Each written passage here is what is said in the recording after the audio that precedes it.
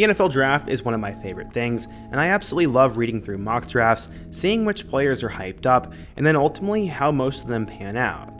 The 2025 NFL draft happened just about a month ago, but now we are moving forward into the 2026 cycle. There's already lots of players being hyped up for next year's draft class, and today I want to take a look at who the top prospects are for next year, and that'll be by way of Matt Miller's initial mock draft. He usually puts out some pretty solid ones, and today I'm going to be sort of reacting to that and going through his initial list and giving my thoughts. But before we get started, if you're a big fan of college football, be sure to subscribe to the channel, leave a like if you support today's video, and let me know what player, team, topic, or situation I can cover next. Now let's go ahead and get started and talk about this 2026 NFL mock draft. At number 32, he has the Buffalo Bills selecting center Jake Slaughter from Florida. Jake Slaughter has a pretty cool story, as he was only a 3-star recruit coming out of high school, but based on his potential, he was picked up by Florida. So far, he has started plenty of games, has NFL size and athleticism, and just seems to translate to being a solid NFL lineman. I honestly don't know much about him, but I can't say it's a bad pick. At number 31, he has the Philadelphia Eagles selecting wide receiver Denzel Boston. Like Slaughter, Boston was only a 3-star recruit coming out of high school, as he went to Emerald Ridge High School in the state of Washington. And in total in his high school career, he had over 105 catches for 1,600 yards and 23 touchdowns. So far, Boston has played 3 seasons at Washington, catching a combined 7 passes in his first 2 years, but last season in 2024, he blew up. He caught 63 passes for 834 yards and 9 touchdowns, and will be seen as one of the best receivers in the Big Ten this year, and will hope that new quarterback Damon Williams Jr. can get him the ball. If so, scouts think this guy has NFL potential and will be a first-round pick. At number 30, we have my favorite pick of the first round, and that is Dylan Thieneman. Growing up just a few miles away from where I grew up, Dylan Thieneman came out of Westfield High School in Indianapolis and was a 3-star recruit who ended up going to Purdue. He blew up in his first season, becoming one of the top freshmen in college football, finishing with 106 tackles with 2 pass deflections and 6 interceptions, and then last year for Purdue, he improved. He had 104 tackles with 6 pass deflections and a sack, and Thieneman became one of the top players in the transfer portal and is now headed to Oregon. Oregon has become a pipeline for NFL draft picks, and Thieneman I think will be a star for their defense, and I absolutely love this pick. Florida is getting a ton of hype for the 2025 college football season, and players like Tyreek Sapp are why. Coming out of high school, Sapp ended up becoming a 4-star recruit, as he was ranked as the 191st best player in the class of 2021. That came by way of the prestigious St. Thomas Aquinas High School, and so far in 3 years with the Gators, he's had about 100 tackles, with 9 sacks and 2 forced fumbles. Honestly, I cannot say I know that much about him either, but Sapp seems to have the size and athleticism and production to potentially take the leap to be a first-round draft pick. Ranked right in front of him is corner D'Angelo Pons. They have him going at pick number 28 to the Baltimore Ravens, and a couple years ago this would have seemed impossible. Coming out of Chaminade Madonna High School in Florida, D'Angelo was just a 3-star recruit and barely inside the top 2,000 recruits in the class of 2023. Pons would end up going to James Madison, where he had 52 tackles and 12 pass deflections his first year, and then following Curt Cignetti, he helped IU make the college football playoff last year by way of 55 tackles, 9 pass deflections, and 3 interceptions. Pons is one of the best corners in all of college football next year, and seemingly has the ability to make the jump to the first round. I like this pick. At pick number 27, we have our first quarterback to talk about, and that is Drew Aller. With Matt Stafford getting older, they have the Los Angeles Rams taking the quarterback out of Penn State. Coming out of Medina High School in Ohio, Aller was the number 1 quarterback in his high school class, according to some sites, and so far in his 3 years, he has about 7,000 yards and over 50 touchdowns. He has the arm strength, the length, and the starting experience that NFL scouts want, but can he put it all together? Some think that he doesn't have it mentally, and that he still has a lot of improvement to make. Honestly, I like the pick and think that he will have a really good season. One of the few guarantees in college football every year is that Georgia will have a couple of generically named players who are defensive guys who go in the first round. I mean, there are so many examples of it, but CJ Allen is the next one up, as they have him going at pick number 26 to the Los Angeles Chargers. He's obviously a linebacker from Georgia and was a top 50 recruit coming out of Barnesville, Georgia. So far, CJ Allen has played 2 good seasons, and last year he finished with 76 tackles with 4 pass deflections and 1 interception, but he has tons of potential. NFL scouts think he is a really good linebacker prospect, and I'm sure he's going to have a monster season with the Bulldogs this fall. Up next, we have another guy who technically started his career at Georgia but is now at Penn State, and that is corner A.J. Harris, and they have him going to the Washington Commanders. Coming out of Central High School in Phoenix City, Alabama, A.J. Harris was a 5-star recruit in the class of 2023. He decided to transfer to Penn State after just one season in Athens, and last season he finished with 48 tackles, 5 pass deflections, and 1 interception. I think many are expecting him to make a big jump in 2025, and if he does so, he should find himself getting selected in the first round. Man, Georgia's just really good at identifying talent. Coming in at number 24, we have Avion Terrell, a corner from Clemson. Obviously, this guy is the younger brother to AJ Terrell, who is a former Clemson superstar, and following in his brother's footsteps, Avion would end up going to Clemson as well. Except what was kind of weird about it, his scouts were split, as he was a 3-star recruit on some sites and a 4 on others. Either way, he was not supposed to be as good as his brother, but so far in his 2 seasons, he's been really good. Last year, he ended up finishing with 58 tackles, 12 pass deflections, 3 forced fumbles, a sack, and 2 interceptions. That is a loaded stat sheet, and he's one of the more exciting defensive players in college football this year, and I think we'll hear his name called in the first round in 2026. We now get to our second offensive lineman on the list, and that is Isaiah World, an offensive tackle from Oregon, and he'll be going at pick number 23 to the Niners. Isaiah World is one of the best stories in this year's transfer portal, as going to Lincoln High School in California, he was originally committed to play at Arizona State before he would then flip to Nevada. He's only considered a 3-star recruit, but after a couple of years at Nevada, he literally became the number 2 overall transfer in this year's transfer portal, and he's now headed to Oregon. Oregon has done a great job at developing offensive linemen, and I think after 1 year, the 6'8", 300-pound guy will end up going in the first round, and actually could probably go higher than 23rd. Patrick Payton is one of those guys I've been hearing about for quite some time, as coming out of Northwestern High School in Miami, he was a 4-star recruit and was seen as a future stud pass rusher. He would start his career off over at Florida State, where in his 3 years so far, he's combined for over 100 tackles, 12 pass deflections, 16 sacks, and 3 forced fumbles. He is one of the most disruptive defensive linemen in college football, and he became the number 7 overall transfer, and he's headed to LSU. I'm sure he's going to get the tools and coaching he needs at LSU and play against premier competition in the SEC, and he should also find himself easily getting called in the first round next year. As I continue to read articles, I come to find out why Florida football is getting so much hype for next year, as they have another offensive lineman who's supposed to go in the first round, and that is by way of Austin Barber. Coming out of Trinity Christian Academy in Jacksonville, Austin Barber was a 4-star recruit in the class of 2021, and after a couple of years of starting experience in Gainesville, he ended up assigned to pass on the 2025 draft and will come back for 2026. The 6'7", 300-pound lineman has done really well so far, and with another year against SEC-level edge rushers, he'll also be seen as a future first-round lineman. At pick number 20, we have the most interesting player on the list, and that is Eli Stowers, a tight end from Vanderbilt. He's supposed to go to the Broncos, but if you're like me and you follow college football recruiting religiously, you'll think that this doesn't add up.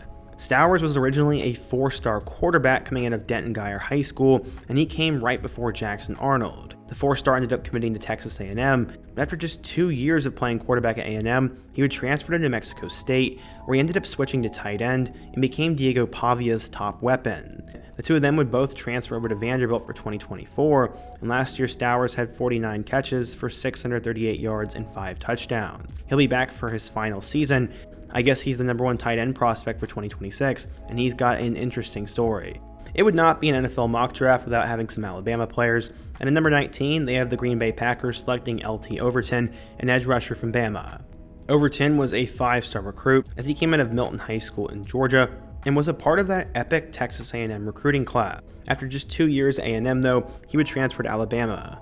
Last year he had 42 tackles with 2 sacks and 1 forced fumble, and while those numbers seem pedestrian, it seems like Overton's being hyped up as the number 1 defensive lineman in this year's team, and combining that with his 5-star status, he's more of a project first-round pick who just right now is there because of hype.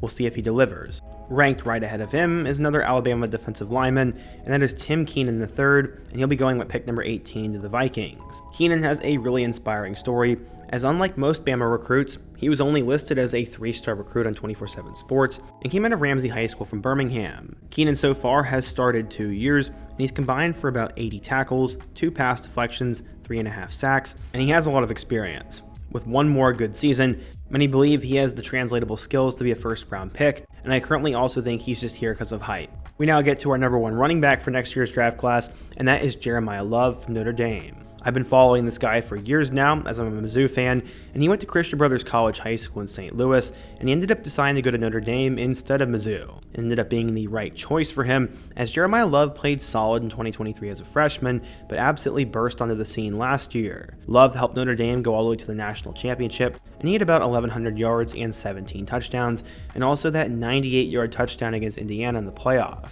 Love is the best running back in college football for next year, in my opinion, and has everything the NFL is looking for. As long as he has a good year and doesn't get hurt, he should go in the first round, but I hope he's not like Ollie Gordon. In February of 2024, I made a video about Lenore Sellers, hyping him up as one of the next great quarterbacks in college football. This was before he ever started the game, and that opinion has come true. He was a late riser coming into Florence, South Carolina, as he was originally committed to both Syracuse and Virginia Tech before flipping to the home state Gamecocks. Sellers played a little bit in 2023 behind Rattler, but last season in his first year as a starter, he threw for 2,500 yards with 18 touchdowns, and then nearly 700 yards and 7 touchdowns on the ground. He's one of the best dual-threat quarterbacks in college football, is extremely intelligent, and has everything the NFL is looking for in terms of a quarterback. To me, he absolutely has the it factor, and is personally my favorite quarterback for next year's draft class, but he still needs to have one more good season. Josh Heupel came to Tennessee and really helped out the defense, and now he has the number 1 corner in college football in Jermod McCoy. Coming out of high school, McCoy was barely ranked inside the top 1,500 prospects in the class of 2023, and he had to go to Oregon State. But after just 1 year with the Beavers, McCoy would enter his name into the transfer portal due to everything going on with Oregon State, and ended up at Tennessee. Last year, McCoy ended up having 44 tackles with 7 pass deflections and 4 picks, and the new college football game had him as the number 1 corner, and mock drafts have him going at pick number 15 to the Dolphins. Unfortunately, he's coming off of an ACL tear, so we'll see what happens with him. Man, a few years ago, Clemson used to produce all the big-time wide receivers, and after a slight drought, they are back. Antonio Williams came out of Dutch Fork High School in South Carolina and was a top 100 recruit in the class of 2022. Antonio has been really solid for the Tigers, and last year ended up having 75 catches for 904 yards and 11 touchdowns. He's the best receiver, and what my opinion is the most exciting receiver room in college football next year. NFL scouts agree. Williams should be the number 1 target for Cade Klubnik, and that's why they have him going at pick number 14 to the Cardinals. He's definitely one of the most hyped up receiver names for next year, and I'm curious to see if he can live up to all the hype. Auburn is another team that always produces big-time players, and Keldrick Falk is the next one in line. Coming out of Highland Home High School in Alabama, Falk was a top 100 recruit in the class of 2023, and so far with the Tigers has been really good. He had 1 sack his freshman year before blowing up last season, finishing with 40 total tackles, 1 forced fumble, and 7 sacks. He'll be considered one of the top edge rushers in the SEC next year, and if he can just improve upon last year's stat line, he will definitely find himself going in the early first round. Up next, we have another offensive lineman, and they have the Cleveland Browns taking Caleb Lamu, an offensive tackle from Utah, with the 12th overall pick. Coming out of Highland High School in Gilbert, Arizona, Caleb was one of the top offensive linemen in his class, and he has just sort of lived up to the hype. He's gotten better and better over the years, and with one more good season, he'll be off to the NFL.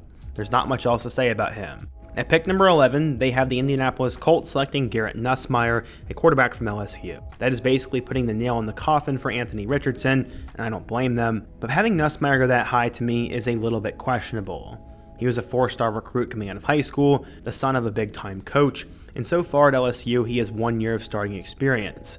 Last season, he ended up passing for 4,000 yards with 29 touchdowns, and he'll be back for 2025. He'll be considered one of the top quarterbacks in the SEC, but to me, he's lacking a little bit of that it factor. He obviously has great stats and great measurables, but the way LSU fell off towards the end of last year leaves a little bit to be desired.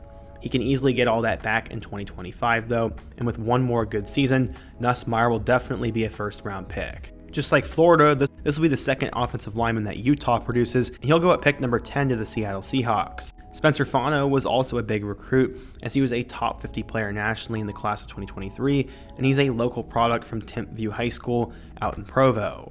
He's done well so far with Utah, and NFL scouts think he's worthy of being a top 10 selection as of now. At number 9, we have another offensive lineman, as the Los Angeles Rams will select Caden Proctor from Alabama.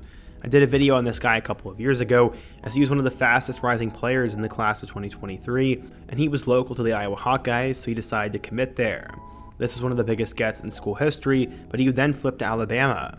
He started a lot his freshman year and then would enter the portal, but would decide to come back to Alabama.